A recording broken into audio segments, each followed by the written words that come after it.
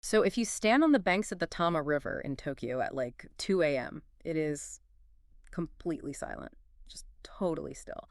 But beneath your feet is this patch of mud that has honestly survived more trauma than almost anywhere else on Earth. Yeah, I mean, it really has. Right. I mean, it's been overwritten by samurai warlords. It's been drowned by these massive 186-year floods. And, it literally had 202 B-29 bombers rain fire down on it in a single night.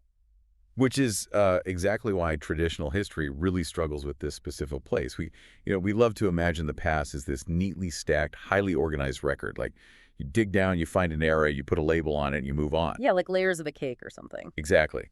But this patch of Earth, it isn't a neat record at all. It's more like a crowded, just messy whiteboard where people keep erasing each other's notes, crossing things out, and starting completely over. And today we are reading that whiteboard. So welcome to this custom-tailored deep dive into an incredible, just absolutely fascinating document. It's the Universal Spiritual Geospatial Historical Dossier of Rokugo-machi. Which is a district in the southern part of Oda Ward in Tokyo, for those who don't know. Right, exactly. And our mission today, I want to be clear, this won't just be some dry reading of dates.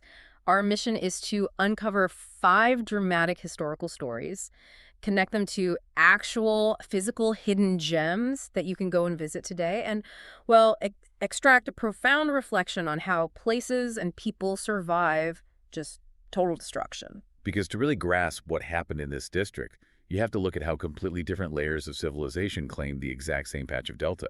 Traditional history often treats Rokugo as just a rest stop, Yeah. like a corridor on the way to Tokyo. Just a place you pass through. Right.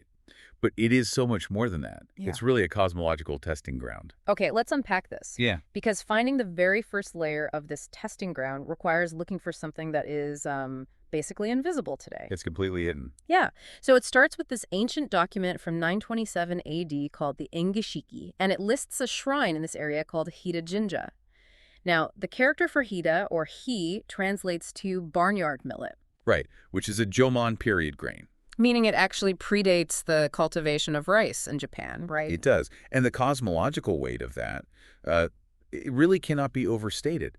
Because in ancient Japanese agriculture, rice was everything. It was power, it was wealth, it was status.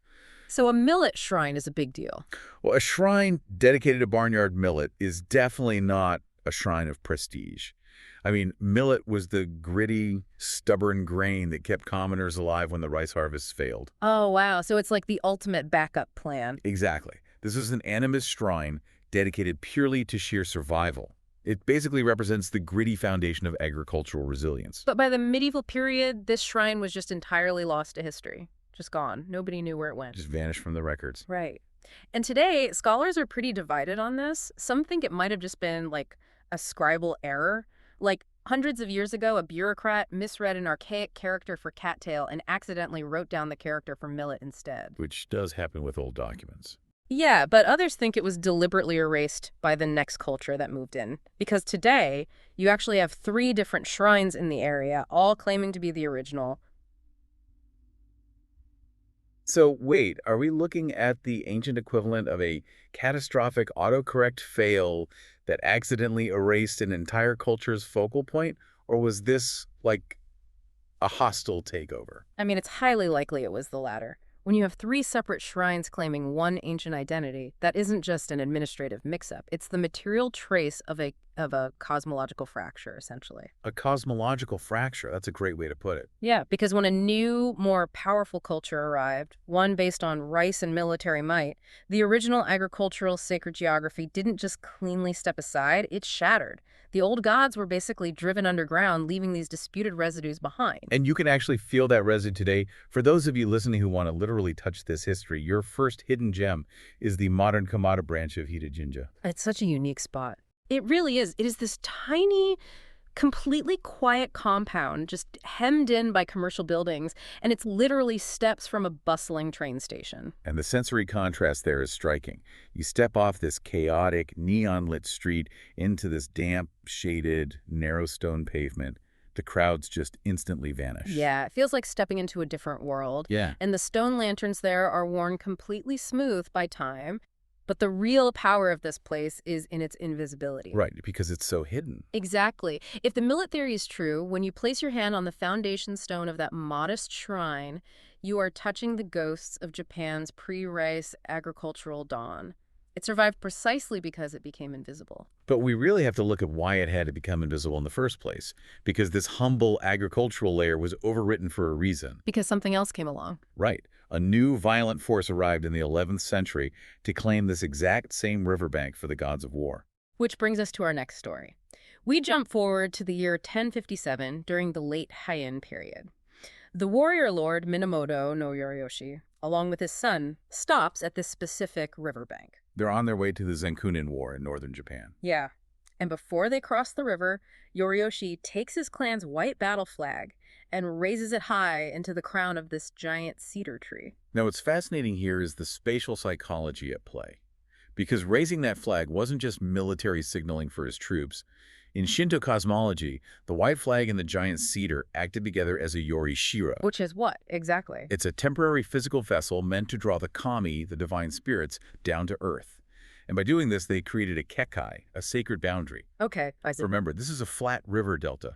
The cedar was the highest point for miles. In the vertical cosmology, height equaled proximity to the divine. Wait, pause, let me get this straight. So just by tying a flag to a tall tree, this invading army was spiritually and, legally claiming the land. How does that actually work on the ground?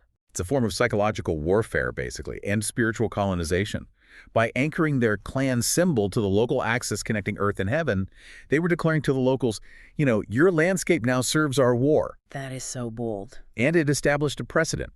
Because 132 years later, in 1189, his descendant, Minamoto no Yoritomo, repeats this exact same ritual at this exact same spot. Right before going on to become Japan's very first shogun. Exactly. Okay, here's where it gets really interesting.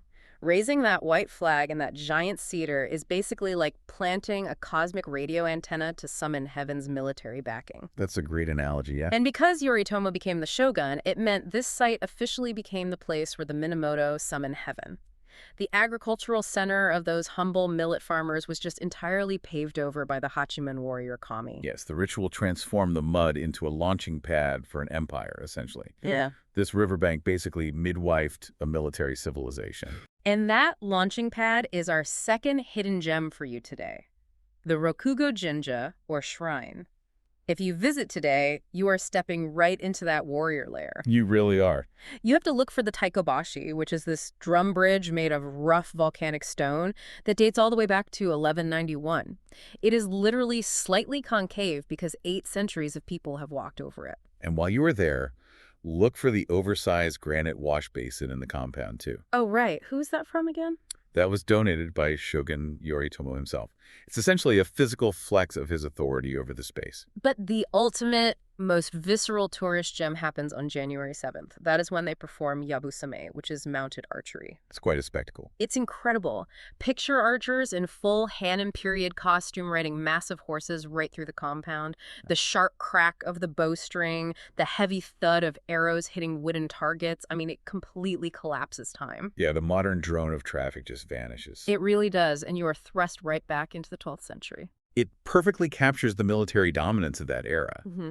But, as powerful as the samurai were, their empires meant absolutely nothing to the Tama River. No, absolutely nothing. The river had its own agenda entirely. Which brings us to the year 1600.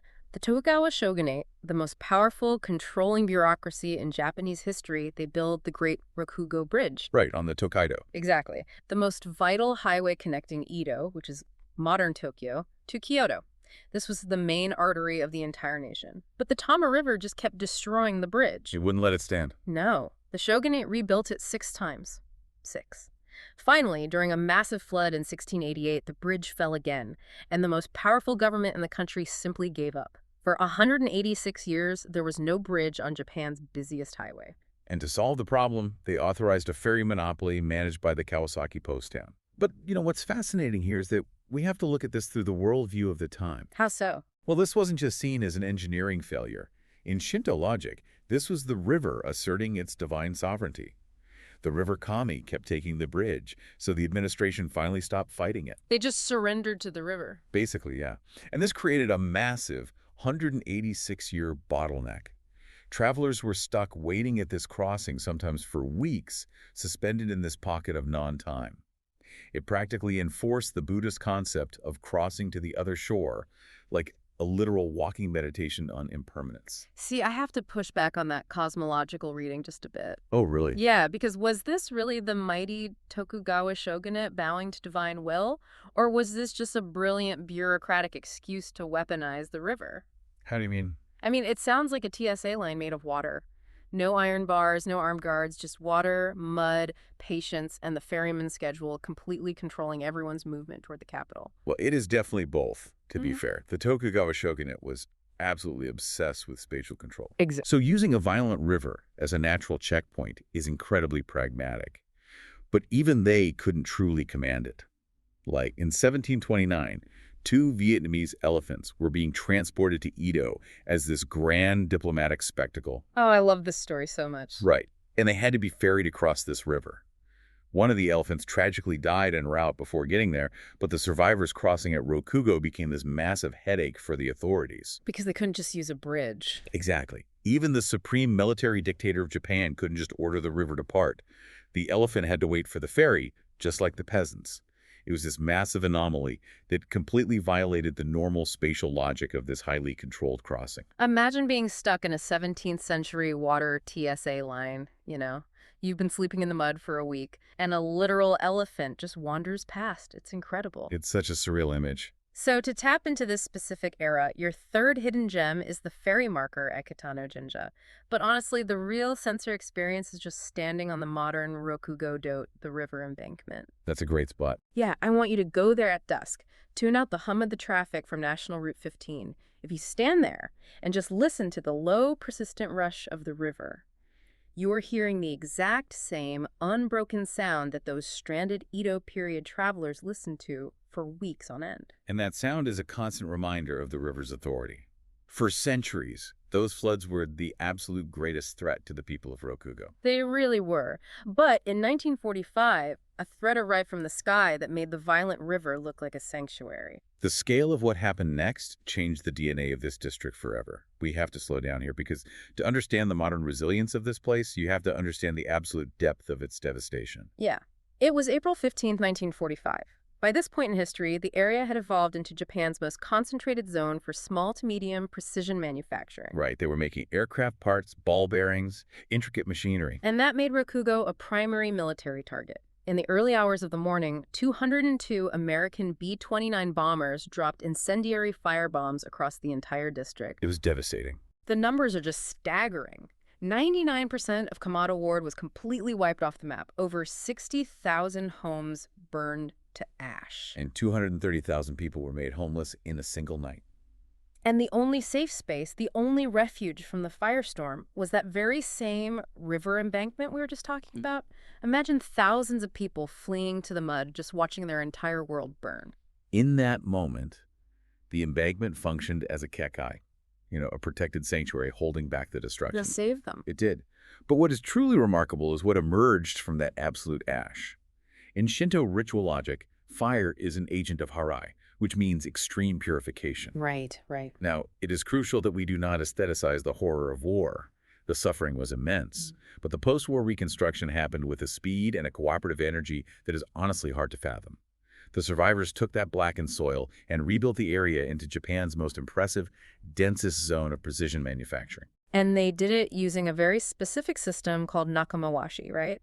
Can you explain how that actually worked on the ground? Because it wasn't just giant factories being rebuilt. Exactly.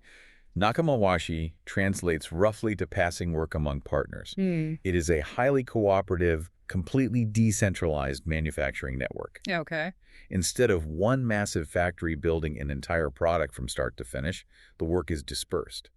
One tiny family-run shop cuts a piece of metal. They walk it down the street to a neighbor who threads the screw. Literally just passing it along. Yes. Another neighbor polishes it. Another assembles it. It deeply reflects the Buddhist concept of muga, or non-self. The network is the maker, not any single individual. So it operates almost like a biological immune system. If you have one giant centralized factory and a bomb hits it, production completely stops. Right, it's totally done. But if your factory is actually 400 tiny workshops spread across a neighborhood and 3 of them get destroyed, the network just routes around the damage. Other neighbors step in to fill the gap. It is a system built specifically to survive annihilation. That is the perfect way to understand it, yeah. The trust required to operate a supply chain like that, based entirely on handshake agreements with your neighbors, is immense. It really is. So if you want to understand this layer, your fourth hidden gem is the Oda Local History Museum. You can see the actual artifacts of that post-war manufacturing boom. It's highly recommended. But again, the most deeply moving experience is a nighttime visit to the Rokugo-cho embankment. I really recommend standing on the grass levee at, say, 2 a.m., look out over the black water of the river. It's very sobering. Now, imagine the sky above you glowing violently orange, as it did in 1945. When you stand there in the quiet of the present, you realize that the peace you are enjoying is totally inseparable from that memory of fire. And it forces you to ask a fundamental question. How does the community develop that level of intense decentralized trust in the first place? You don't just wake up one day and decide to share your entire livelihood with your neighbors. Right. Where does that resilience even come from? Well, it comes from the landscape itself. Which brings us to our final story, the topographic prison. This is key. Rokugō is geographically unique. It is surrounded on three sides by a massive double meander of the Tama River. It loops around the land, basically turning the district into a peninsula. A very precarious peninsula. Yeah, because historically, when the river flooded, it didn't just breach one bank. The water came from three directions at once. It was literally known as the Violent River. And in Japanese sacred geography, land that is surrounded by water is considered a shima, an island. It's a space that is consecrated into distinctiveness by the water itself. So it's separated from everything else. Exactly. This hydraulic enclosure was essentially a prison. When the floods came, there was literally nowhere to run. But being trapped together forced the people living inside that loop into this intense self-sufficiency. They had no other choice. They had to rely on each other because they were completely cut off from the rest of the world every time the water rose. The river essentially acted as an environmental forge. It constantly melted the community down, but in doing so, it hammered out the impurities and forced them to build back stronger, tighter, and more united. That's a great way to put it. The trust that allowed them to survive the World War II firebombing was forged by centuries of surviving the river together. I mean, the river is like a terrifying, aggressive personal trainer for the district. Huh. Yeah, the water basically gave the community its edges, its identity, and its survival skills. To see this hydraulic reality for yourself, your final hidden gem is the modern Rokugo sluice gate. Now, it is this massive, brutalist, concrete structure. It's not traditionally beautiful, but I want you to look at it as the modern equivalent of a sacred boundary. That's exactly what it is. It holds the line between the community and the immense power of the river kami. And while you're there, walk up to the Rokugo Bridge and just look upstream. Because of the way the river aggressively curves, you get this incredible visual illusion of the land being swallowed by the water on three sides at once. You can literally see the topographic prison with your own eyes. Understanding this three-sided geographic embrace allows us to finally step back and see the grand, overarching pattern of Rokugo's history. It ties everything together. So, what does this all mean? We started with ancient millet shrines hiding from warlords. We watched samurai summon gods into cedar trees. We sat in the mud at a 186-year river bottleneck with a Vietnamese elephant. We covered a lot of ground. We stood in the ashes of a firebombing to witness the birth of a decentralized manufacturing miracle. And we saw how a topographic prison forged a community's soul. And, if we synthesize all of these eras, the central thesis of this dossier becomes really clear. Rokugo is not a corridor you just pass through. It is Japan's national template for annihilation and regeneration. It's the cycle. Right. It is the deep Shinto logic of Kagari and Harae pollution and purification playing out at a civilizational scale. The community is constantly destroyed, whether by warriors, by water, or by fire, and it reconstitutes itself in a more refined, more resilient form each and every time. The river that imprisons it is the very instrument of its perpetual renewal. Precisely. And for you listening right now, there is a profound personal takeaway here. We all hit massive bottlenecks. Sometimes a project, a relationship, or an entire phase of your life just burns completely to the ground. It happens to all of us. When that happens, Rokugo teaches us that destruction is often just the clearing of the soil for a more resilient iteration of yourself. You aren't being erased like that whiteboard we talked about earlier. You are just being overwritten with something stronger. The history isn't lost. The previous layers, the millet, the samurai, the floods, they become the foundation for whatever comes next. Exactly. Which leaves us with one final provocative question to ponder. If this delta has been overwritten by millet farmers, then samurai, then Tokugawa bureaucrats, and then precision manufacturers, what invisible digital or technological layer is being laid down over Rokugo right now, just waiting for historians 1,000 years from now to dig up? Oh, wow. Now that is something to think about the next time you're standing by a river at 2 a.m. Oh. Thank you so much for joining us on this custom-tailored journey into the mud and the memories of Rokugo. Keep digging, keep questioning, and keep diving deep. Catch you next time.